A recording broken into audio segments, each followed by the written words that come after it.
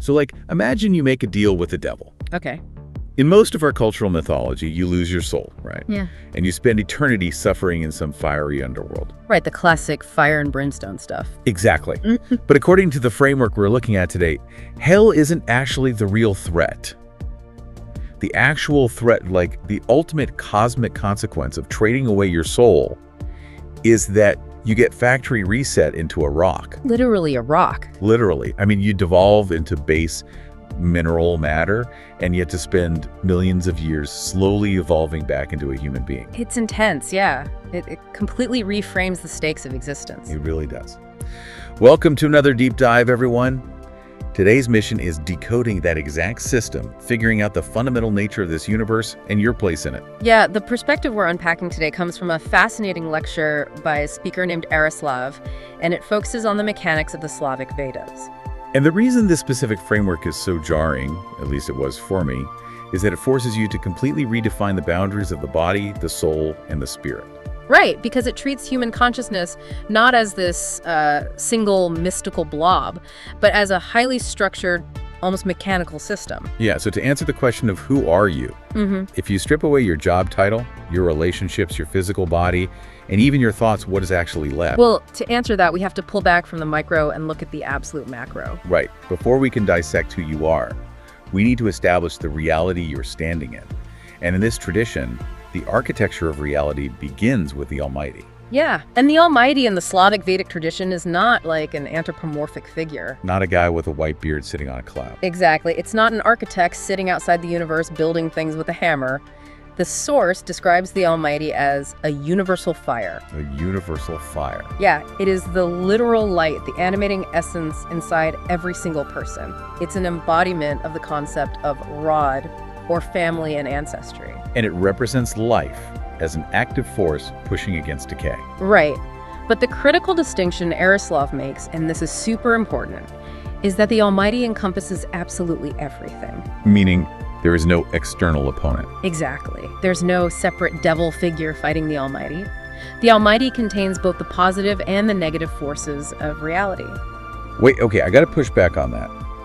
Because there is a massive contradiction there. How so? Well, if the Almighty is literally everything, including the negative forces, how can there be any conflict? Because later in this text, it talks about a rebellion against the Creator. Right, the Great Rebellion. Yeah, so if the Almighty is the entire system, aren't these rebellious sparks just, I don't know, rebelling against themselves? Well, they are, and that is the ultimate irony of the material universe. Okay, unpack that for me. So the rebellion isn't a military coup, right? It's more like a localized delusion of separation. You have this universal fire, and certain sparks within that fire develop the desire to experience themselves as the center of their own universe. They want to be the boss. Basically. They want to simulate the experience of being the Almighty.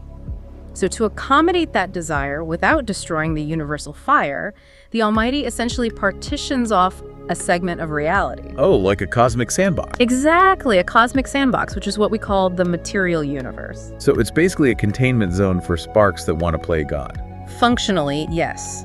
The material universe is built specifically to house this delusion safely. Wow. But to your earlier point about the Almighty containing both positive and negative, this plays directly into how the text describes our relationships. Right, the difference between material friends and the ultimate friend. Yeah. Yaroslav draws a really sharp distinction there. Yeah. Because our material friends are bound by their own karmic limitations. Meaning they fail us because they're dealing with the consequences of their own delusions. Right. Like their spiritual save files are corrupted by their own unworked issues, so they can't be perfectly reliable. Exactly. But the Almighty has no karma. Therefore, the Almighty operates as a friend who flawlessly engineers situations for your ultimate spiritual development. Even the bad stuff. Especially the bad stuff. That's where the negative aspect comes in. The text points out that this love applies equally to the righteous and the sinners. But the sinners need more help. Right. Because the sinners are more deeply entrenched in their delusion of separation, they require much harsher friction to wake them up. So the Almighty will intentionally orchestrate deeply uncomfortable things. Yeah, painful or negative situations. Yeah. Traffic jams, financial ruin, illness. So me getting a flat tire on the way to work isn't just bad luck, it's a perfectly calibrated curriculum to break the illusion of the material sandbox. Exactly. It's not punishment, it's friction meant to wake you up. Okay, so the people who started this rebellion are down here getting hit with cosmic friction. But the text also mentions a second group in this sandbox, right? Yeah, not everyone here is a rebel. Right, so who's the other group? It's a secondary, but much smaller group of sparks who actually volunteered to enter this dense material universe. So they didn't come here to play God? No, their motivation was a rescue mission. They entered the sandbox specifically to pull that first group out of their illusion. Oh, wow. And Arislav ties this cycle directly to modern astronomy. Galaxies are born, they expand, they collapse, and they're replaced. Oh, fair. And yeah. And over countless cycles of this material universe resetting, those two original camps of sparks have become entirely mixed. walking around on Earth today. You have beings desperately clinging to the illusion of supremacy, interacting with beings whose sole underlying purpose is to wake everyone up. That is wild. But okay, let's look at the logistics of this. If half of us are here playing God, and the other half are basically EMTs on a rescue mission, how do we actually interact with this sandbox? What do you mean? Well, pure spiritual fire can't pick up a physical rock, right? A spark of universal consciousness can't pay tax bill or eat a sandwich. There has to be an interface. Ah, I see. Yeah, you need a highly specialized vehicle to manipulate the dense matter of this specific environment. Physical body. Right. And in the Vedic view, the physical body is given a highly demoted status compared to how we view it in the West. It's strictly an environmental suit. Exactly. It's just an outer shell. Yeah. The source uses this really great analogy of being in the Taiga, like a freezing, hostile snow forest. You'd instantly die without a heavy, insulated winter coat. Exactly. The material universe is the Taiga. It's incredibly hostile to pure spiritual energy, so you put on this dense biological coat. Yeah. But the absurdity is that we forget we're wearing a coat. Like if you drive your car to work, when you park, you don't step onto the pavement and say, I am a Honda Civic. Right. You don't identify as the car. But we walk around every day looking in the mirror saying, I am this flesh and bone. And the source considers that identification with the body to be the foundational error of human existence. So how do we know we aren't the body? Well, Arislav points to the phenomenon of clinical death as the empirical crack in this illusion. Oh, right. Near-death experiences. Yeah. During near-death experiences, the living entity completely detaches from the physical vehicle. The individual can float near the ceiling, observe doctors operating on their biological shell, and they retain full awareness, memory, and perception. Without even using the biological brain or eyes. Exactly. The hardware is broken on the table, but the operator is entirely intact. Okay, so if we peel off that biological winter coat, the logical assumption, at least in most Western frameworks, is that what remains must be the eternal soul. Right. The body dies, the soul floats up. Yeah, and that soul is the indestructible you. But when Arislav asks his audience, who here thinks they're a soul, he completely shatters that assumption. He really does. According to the Slavic Vedas, you are not your soul. And I gotta admit, this threw me completely. It's a huge paradigm shift. The Slavic interpretation creates a very rigid mechanical distinction that differs from a lot of generalized New Age thought. So what is the soul then, if it's not the eternal me? In this framework, the soul is highly perishable. It is not your eternal core.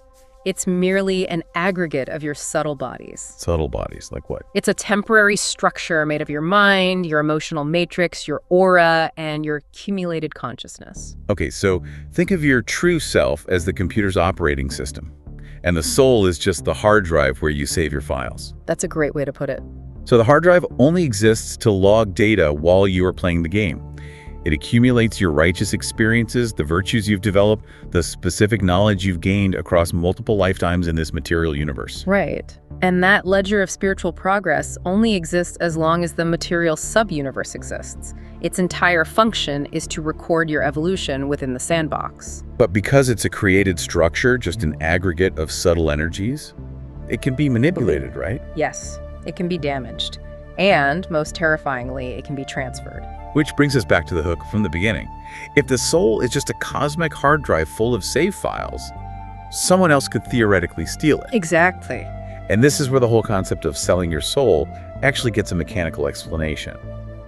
So how does a person lose their soul to dark forces in this framework? Well, the text introduces entities referred to as higher demons or dark forces, and these are beings who exist within the material universe, but they refuse to do the exhausting, agonizing work of spiritual development. You want a shortcut? Exactly. They don't want to spend 10,000 lifetimes experiencing the friction required to accumulate virtue and expand their consciousness.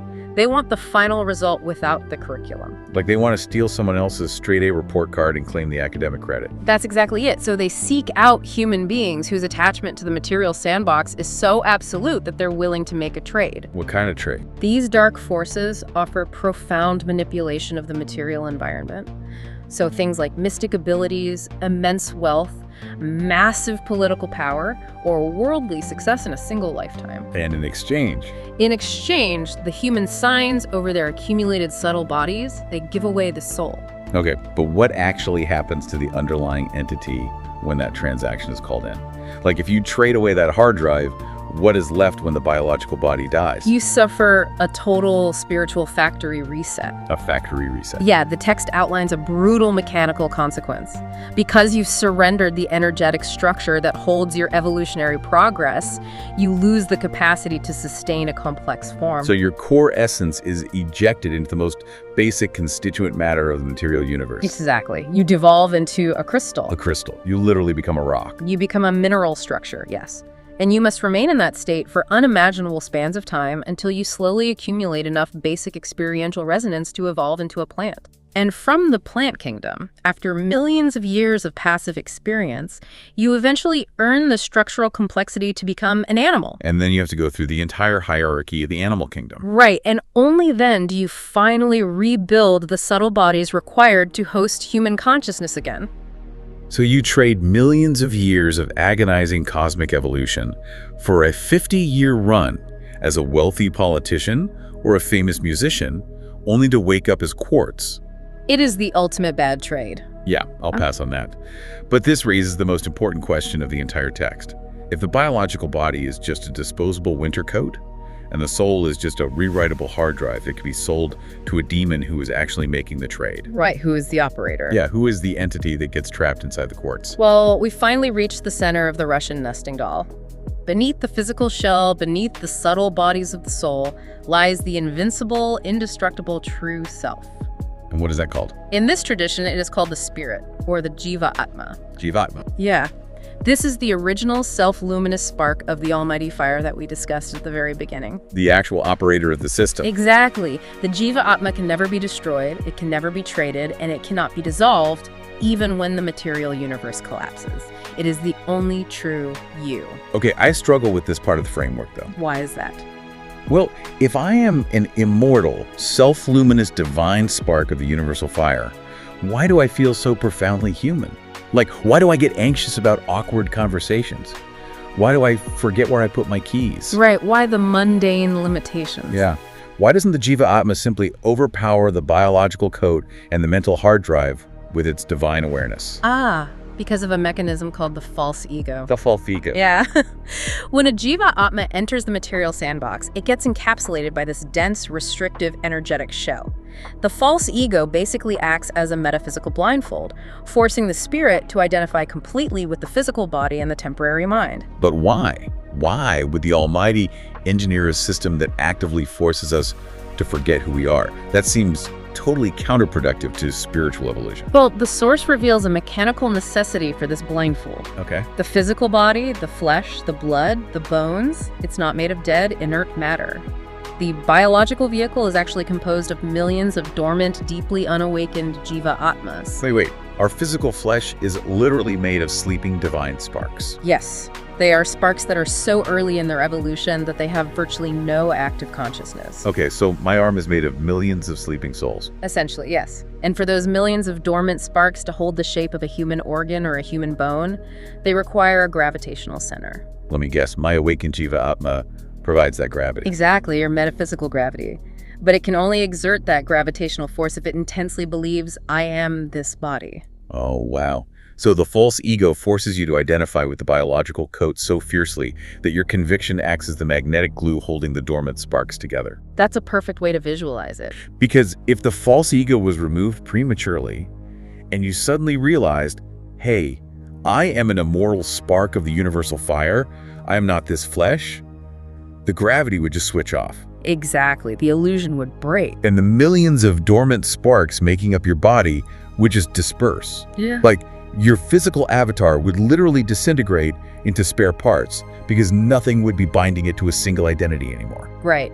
You would lose your interface with the material universe entirely. You'd be unable to interact with the sandbox, unable to complete your rescue mission, or unable to work through your delusions. So the false ego is a necessary mechanical stabilizer. Exactly. We basically have to induce cosmic amnesia just to hold our physical avatar together long enough to play the game. Yeah, that's exactly what it is. But the system isn't completely sealed, right? Because if the false ego was a solid sphere of amnesia, no one would ever achieve enlightenment. We'd just be permanently trapped in our own localized gravity. Right. The system accounts for that. The shell of the false ego is designed with clearances or gaps. Gaps in the ego. Yeah. Alexander Kinovich, whose work is referenced alongside Yaroslav's, calls these gaps energons, while Yaroslav prefers the traditional term rays of light. So these are like microscopic fractures in the dense shell of the false ego. Exactly. Cracks in the spacesuit where the internal fire shines through. Yes. And the fundamental goal of your existence in this material universe is to increase the diameter and frequency of those clearances. How did you do that? Through righteous action, through enduring the friction the Almighty orchestrates for you, and through expanding your awareness, you crack the shell. So the more clearances you create, the more your true Jiva Atma light illuminates your conscious mind. Right. You begin to operate the biological vehicle not as a confused prisoner, but as a lucid operator who remembers their origin. Okay, let's try to pull all of these mechanics together for everyone listening. Because, this framework requires a massive paradigm shift. It really does. It completely upends how you view yourself. So when you look in the mirror, you are looking at millions of sleeping sparks bound together by the gravitational force of your own induced amnesia. That biological coat is temporary. Right. And the mind, the emotions, the memories you currently cherish your soul is merely a localized hard drive recording your progression in this specific sandbox. Yeah. And the big warning here is, do not trade it away for temporary comfort, or you will find yourself starting over as base mineral matter. Exactly. At your absolute core, you are the Jiva Atma. You are an indestructible fragment of the universal fire, temporarily restricted by a spacesuit of false ego, entirely so you can hold a physical form. And you're operating in a reality engineered by an ultimate friend who uses both positive and negative friction to slowly crack your spacesuit open, allowing your original light to shine through. Perfectly said. The practical application of this is just staggering to me. It completely neutralizes the concept of mundane annoyance. Well, think about it. Every single interaction you have today, every frustration, every moment of joy, every difficult decision is either adding valuable data to your soul's hard drive and cracking open those rays of light, or it's thickening the dense shell of your false ego. Right. It is all curriculum. It's all curriculum. When you internalize that you are the Jiva Atma, the temporary pains of the biological code and the anxieties of the mind just lose their ultimate authority over you. Because you recognize that the game is infinitely longer and vastly grander than this current planetary rotation. Exactly. Which brings me to a final thought I want to leave you all with. Based on a detail Yaroslav mentions about the lifespan of this reality. Oh, the cosmic reset. Yeah. We established earlier that this entire material subuniverse, the galaxies, the planets, the sandbox itself, is periodically destroyed and replaced. Yeah. It undergoes a total cosmic reset. Right, the cycle of galaxies. So imagine the exact moment that cycle ends. Right. The sandbox is dissolved. What happens to that soul hard drive you spent millions of lifetimes carefully filling out with virtues and complex emotional data? That is the big question. When the universe itself resets, does the underlying system allow you to keep those localized memories and that hard-earned identity? Or does the real test only begin when the hard drive is finally wiped clean, the spacesuit dissolves, and all that remains is the naked spark in the void? It's a heavy thought. We started by asking who you are when you strip away your job, your body, and your thoughts. Perhaps the real terrifying mystery isn't who you are right now, but who you will be when the universe ensures there are no more layers left to hide behind.